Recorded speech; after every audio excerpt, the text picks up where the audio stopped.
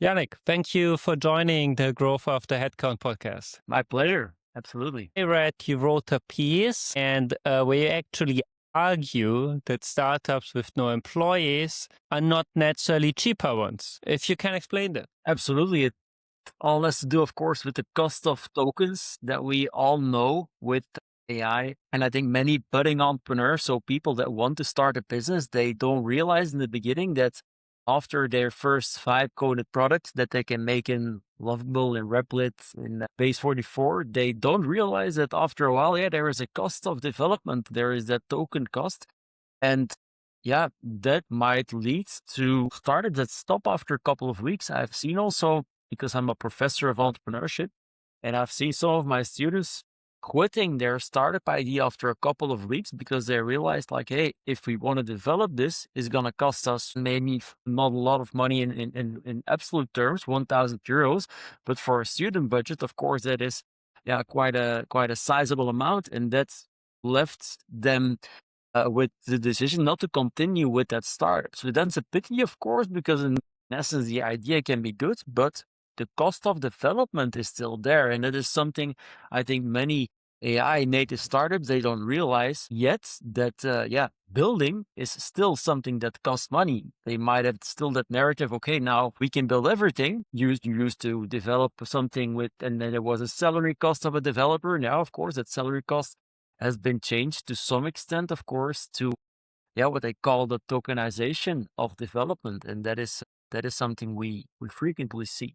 And what's your view then on the use of lower models, right? We have but they also like the previous model 4.6, and then we have the whole category of open source models. I think we will see a natural shift towards those open source models because in the end, I would say, especially for budding startups, young startups, cheap always wins in the beginning to get to an MVP. I'm not talking about making your full-fledged product that big clients will use, but to get your decent working MVP, in the beginning, cost is a very bad thing for every startup who wants to bootstrap and is not funded. So then we will go naturally to those open source models, I think, and that is already a shift, by the way, that we see. For bigger companies, it's a different story, of course. They have those budgets to still work with the big boys in the AI scene. And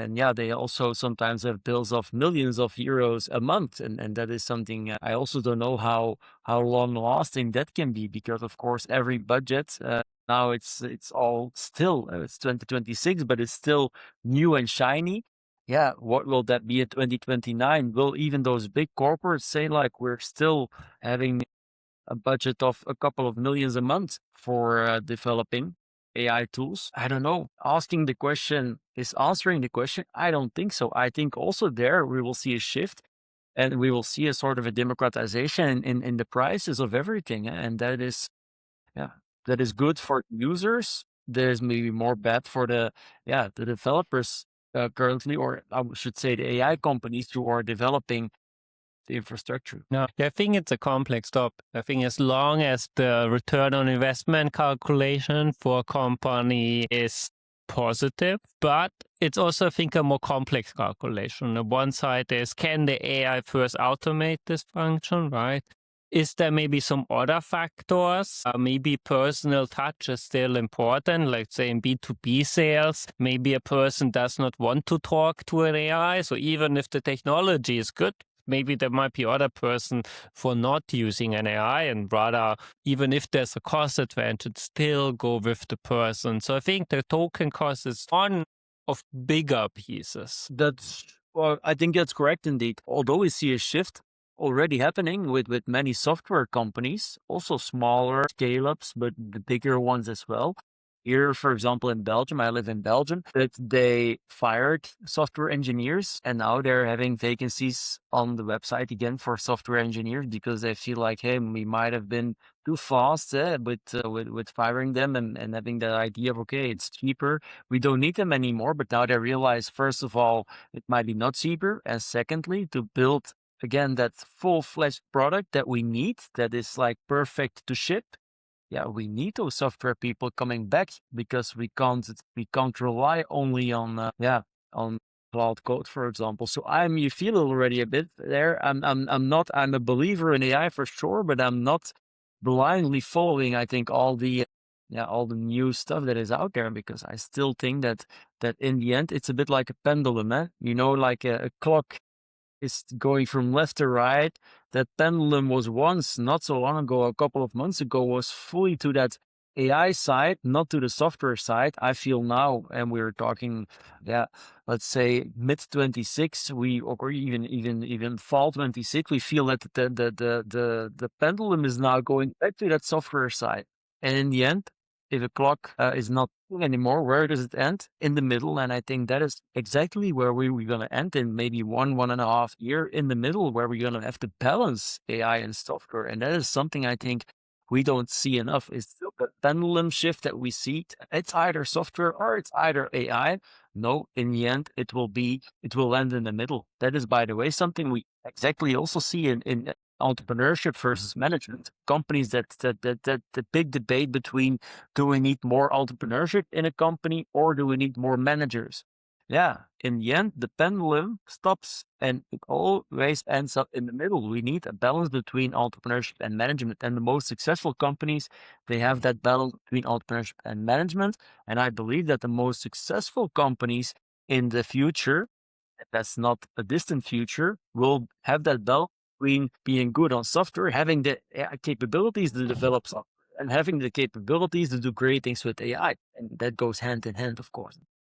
Yeah, I think a big piece of there is also the pace of AI development and where is it gonna go, right? I think there's always not sure if you read the book of Max Steckman, Life 3.0, and he has this metaphor of AI development where you can imagine like oceans and a continent and the mountains going up, sticking out. And then like now imagine like what happened to Atlantis. At some point the water level went up and up until everything was soaked up by the water. And the water is like the AI. And then we have different peaks, like generating an image, generating a video, generating code, and all of those different peaks. Mountains have a different height, and the AI is rising and rising and rising. And at some point, once it's over the water, it basically surpasses the human capabilities in that category, which we, for example, see in image recognition. Like AI is like probably already above that mountain. They're really good at image recognition. So the question is, in what areas will the water basically reach the peak and go beyond? And I think that will also determine where AI can be deployed or not. I think if we wait long enough in all areas, that's the singularity moment that we might pass sooner than later. And that is a reality we have to live in. But then again, what I was just saying, it's about having that balance between AI and it goes hand in hand with software development, which will still be needed. So I'm not a believer in AI who takes over, let's say, entrepreneurship, because that's also, and we spoke about it also, that phenomenon of entrepreneurs who think that I set up an AI company and I can sleep and everything will be done for me. I'm a huge non-believer in that type of companies. If you think that you can be such an entrepreneur, that's what I call in an opinion piece in Financieel Dagblad, the beautiful weather entrepreneur, the mooi weer ondernemer in Dutch. They think like we can just be on a terrace sitting in the sun and the AI will do the stuff for me. And if I come back home, I have some clients, some cash on the bank because AI did that stuff. It will not work like that. And sorry, it will also not work like that in 5 years from now when AI is even better. So entrepreneurship is a hard thing to do. And that will always be the case. And even more, that's a sad story, I think, even more in AI. In the AI era, because now it's even more difficult to get the attention of customers, to stand out with a product that is more different, because we will get an overload of, I would say, tech infused products, and it's gonna be much more difficult to stand out in the crowd with a product that has a moat. And that is something I think that those beautiful weather entrepreneurs underestimate, because they will have to do it themselves with their boots on the ground. And that is not much different, I think, from entrepreneurship that we have seen pre AI, that is still going out, talking to customers, fixing your problems yourself, being very close to the daily operations. And if you don't do that, I think you might run behind. And of course, AI will have many efficiencies that can take away. That's what every entrepreneur is doing these days. But if everyone is doing it, where is your moat? That is, of course, then again the question. So you will have to do extra things that other entrepreneurs are not doing to get to a situation where you have some uniqueness. Because if all AI does the same, there is no uniqueness anymore. That is, of course, also an open door. But I like to open some open doors, let's say. Yeah, no, I hear you. And I talked to one founder, his name is Amos from Swan AI.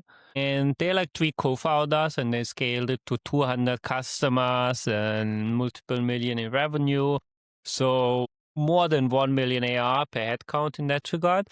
But they were working 7 days per week. Like they were really hustling as well, right? So the level of entrepreneurship, and I think he also talks about, there are things I will never let AI do. And that is doing LinkedIn posts, because that's his personal brand. He does not trust AI on that ever. So, and their philosophy is also to amplifying the human. So if they hire somebody, how can we make that person extremely efficient? So I think there's this change in that entrepreneurship will be extremely important, but how much you can accomplish with the right skill set using all of those tools, I think that is the mode basically that AI enables. And a counterexample, it's like the episode is going to come actually out this Thursday, is Adam Robinson from B2B. And their story is quite interesting because they set out to build an autonomous business, something that runs itself, and they develop it, grow it to 6 million ARR, also with 3 co-founders. And then they did an experiment. What happens if we don't touch anything for 7 days? They did it and everything went growing. And then they went like, okay, how far can we get this? And then they didn't touch anything almost for 7 months. What happened? The company grew from 6 million to 8.4 million ARR. So I think it's a little bit a counterexample. His case is quite unique. They made very strategic first principle design decisions to be able to allow for that. That is still needed, but you can create something that at some point with your hard work can be autonomous to some extent. I sometimes compare it with, that's not that long ago, 4 or 5 years, we had that hype with the dropshipping entrepreneurs. Everyone was like, yeah, you need to set up your own web shop. You can do dropshipping, and basically you can also become a wealthy entrepreneur without doing a lot, because you just have to set up a website, dropshipping happens, and everything runs on itself. That was even in the pre-AI era. Today, we have seen some successful people who do that for sure, but we have, I think, if you compare it on a 100%, probably 3% became successful and 97% became unsuccessful because they start believing too much in that dropshipping story, and then it doesn't work. I think we will see the same with AI, and let's say the AI runs on itself. Yeah, for sure there will be unique stories where it will work. Maybe the 3%. And then 97%, it will disappointments. That's a bit my gut feeling, but that gut feeling is also based on what I see happening, in the startup world as we speak today. No, I agree there. I think traditionally startups, the majority always fails. I think that will always be a fact. I think even more will fail now. Because if everyone can build, if building it's being commoditized, right? Everyone, like you mentioned in the beginning, you can start something with Lovable, but how can you cross the chasm, right? The big strategic framework there. And I think you also have a take on that. Yeah, sure. Crossing a Chasm from Geoffrey Moore, by the way, one of my favorite books ever in entrepreneurship and marketing. It's a bit on the intersection between marketing and entrepreneurship, but I love the book. I love the concept, even if it's from the early 90s. Mm-hmm. basically you always, if you have a product, you will always find some innovators who love the product. People that like to take risks. Then you have those early adapters that also want to buy that product because they want to take an advantage on the competition. But the chasm is that period when you have to basically move from early adopters to the early majority. And the early majority, they are risk averse. But in order to be successful, you have to cross the chasm, the gap, because of course that majority is the biggest chunk of the market. 68% of the customers are in that early and late majority, but they are typically risk averse. They don't like to take risks. They want to see other people, other companies using the product, and then they will start also maybe having interest in that product. Okay. Britain, 1993, I think, or 1991 by Geoffrey Moore. So AI existed, of course. AI exists for a long time, but not AI as we know it. What happened, let's say, since the ChatGPT moment, and especially since I would say the vibe coding moment, which is not that long ago, since Lovable and all these things became popular, as you mentioned, building became super easy. What also happened, we saw a bunch of new tech products coming out. So what's now the difference? You have, I would say, an extra chasm. In the beginning, pre-AI, you would always have some innovators, some clients that would say, yes, let's try this. Now, in the AI era, that is not even a given.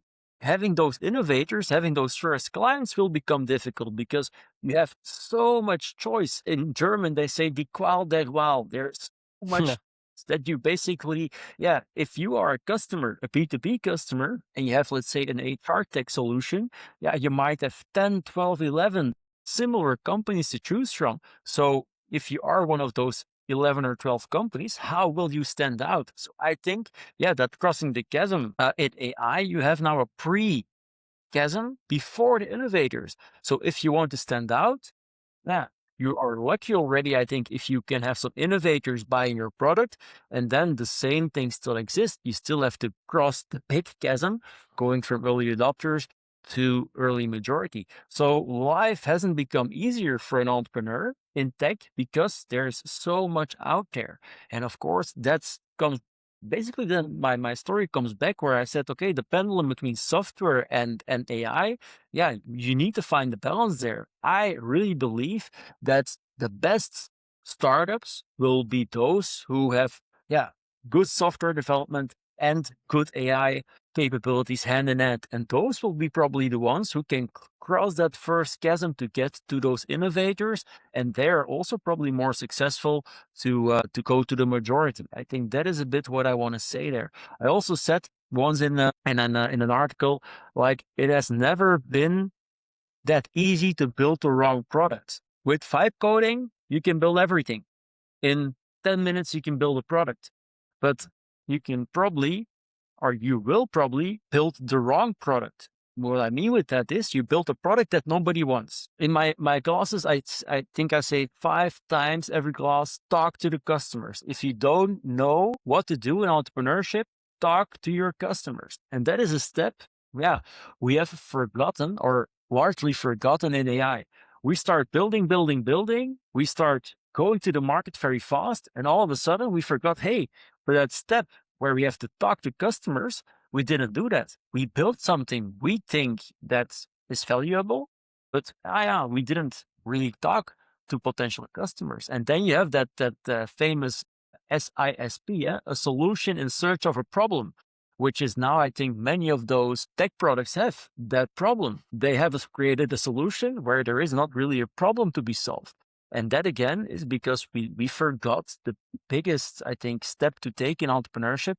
Talk to customers, talk to potential customers to know, do we have to build something, yes or no? And that is, again, what we see now. Slowly, we see a shift that even with vibe coding, the first step is, again, hey, we have to go to the market, we have to talk to potential customers, and we're going to build what they want. But for some months, I saw it also happening again with my students and in the startup scene. People were building a lot of things that basically were not checked with the market, were not checked with potential customers. I think definitely agreed. And I think also what adds more complexity, I think the recipe you outlaid can work if you have an extremely phenomenal product that is cutting edge or deep tech, something that did not in that realm exist, a massive value add, like Base 64 and Lovable, etc. Like they created almost a category or revolutionized something. The likelihood that anyone listening to this, or any of your students, or everyone, most people will not even get such an idea that they can even accomplish that. Which brings me to another point. I think it's not the pendulum only between AI and software. I think the bigger pendulum, what also evolving, is probably the role of marketing, distribution, and personal brand. Like what I've seen now, many of those who have success with building an autonomous business or an AI native company, many of them are serial entrepreneurs. So they had something before, they develop for themselves a personal brand, they keep investing into their own personal brand. They usually also bring a lot of domain expertise into the product. So basically almost they productize the domain experience in a way and then keep pushing on the personal brand because they all know as well, building is commoditized. How can I stick out? If I have an equal product like somebody else, what is my moat? Okay, I have a personal brand in this space. People know me or they know some other ones, and I'm famous for delivering this quality result already, right? And I think the focus on marketing and personal brand, I think that's one thing that's going to be more important, which is very difficult for very new entrepreneurs because they don't have that. I tend to disagree a bit there because what I sometimes say also in my classes is the most successful entrepreneurs or the most quiet entrepreneurs, which is not always true. I get it. It heavily depends on the sector.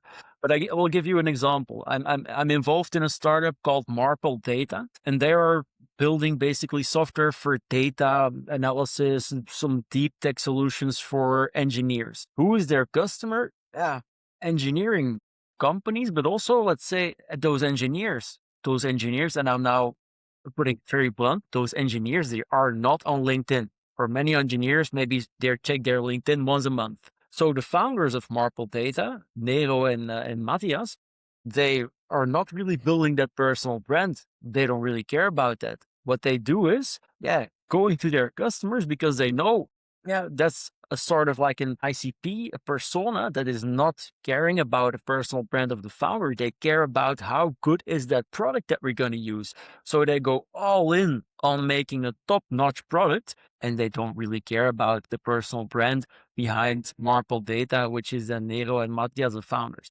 So you have also that type of, I would say, successful startups. And on the other hand, I totally agree. If you are in I would say a more closer to that seaside, closer to the consumer side, yes, I guess then indeed the personal brand becomes an interesting one. Yeah. I think the tricky part is reaching your customers nowadays, because one other thing that AI accomplished is it is as easy as possible to spam people, like email automation, any type of automation, call automation, getting to that, which is part of the distribution. So even to sticking out, to figuring out, even if you build something that is amazing, to activate word of mouth, all of that is becoming more important.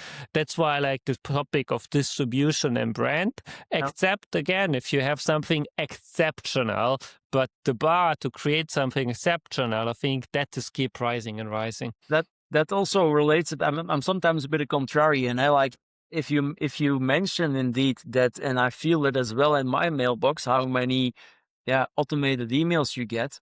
I don't barely read them. So what I think is also interesting, and I'm going to 3 or 4 fairs in this fall. Just because you reconnect with people, you see what's happening there. You can have like indeed a face-to-face chat with founders. And I think that is then a bit like the strange thing happening. You see all the AI coming there, but what is again becoming more popular, traditional fairs. After COVID, they had a they struggle. Now you see again that a lot of B2B companies, they go to Frankfurt, they go to London, they go to Las Vegas even just to be there because they feel like, okay, this is one of those occasions where we can really grasp potential customers and stand out of that, let's say, crowded field of, what I said, the Yeah. innovators chasm. And if you just do that by sending emails, it will not work typically. Yeah, exactly. Like that's again coming to the point, the figuring out marketing and distribution, which going to conferences is just also another way of your distribution channel. So that is going to be key. I think somebody also mentioned earlier the rise of analog, like automating everything. But okay, I need to be on the road. I need to meet the people, especially I think B2B, because it's such a trust-based business in a way. And fun story, you know the company Aikido, it's the fastest growing unicorn in Belgium. And they do security solutions for software companies. And they now have they want to grow in the States, in the USA. And what do they do there? Also billboards. You can say like, why do they do billboards? We see as well other companies do that. But if you have a foot in the door in the US, you might think, okay, let's start with the traditional way, the fully digital way of marketing. No, they do the opposite. They go again, to some extent, I would say, with traditional marketing on the streets. And that is, I think, the fundamental, not fundamental, but that is like a strange but funny shift we see in a fully digital era. And you go again, to some extent, to the classic old school ways of doing things. And that's, I think, a fun way to look at it. They probably got expired by an other Belgian company, Udo. Yeah. And I see their billboards when I travel to Thailand, in Asia, or Portugal. They have billboards everywhere on the highway, like 20-meter billboard, which is quite funny. Beginning, I was thinking like, why do they have to do that in such a B2B space? But it makes sense. And they did that pre-AI. But now I think indeed, to stand out of the crowds, you have to think about, guerrilla marketing. And that is not even guerrilla marketing, but guerrilla marketing will be one of those ways to, again, to make your way into that, to cross the chasm, to cross the two chasms that we have now, the pre-innovators chasm and then the real chasm to get to the majority. And then I think you will have to do maybe some crazy marketing stuff that is not in the textbooks. Exactly. People need to get creative, that's entrepreneurship, coming back to your point, right? Figuring that out. Like, I think that's where the fun is as well. Coming slowly to an end, like, do you maybe have few recommendations for new entrepreneurs for the time? Anything, maybe recap what we talked or something new? Well, maybe something new, but you also referred to that. I like that. The word complexity. And one of my favorite authors is Chris Suk. And Chris Suk is an American author, consultant. He was linked to Bain. And what he said frequently was complexity kills. Every layer of complexity that you can basically erase from a company, that you can erase from a product, those companies will be the winner. And that's what I also again see happening now with AI. You can do so many things. It's so easy, again, lovable in all those vibe coding tools to add things and add things and add things, which creates complexity. And the companies that will win, in my opinion, are the ones that will reduce complexity, that are easy to use, that are simple, and that are just, making things easy in a non-complex way. And that, I think, is, another trap that AI creates. You can create easily a very complex environment, but complexity kills. So, I would just try to avoid as much complexity as possible. Okay, that's a good parting word. Yannick, thank you very much, and it was a great session. Thank you.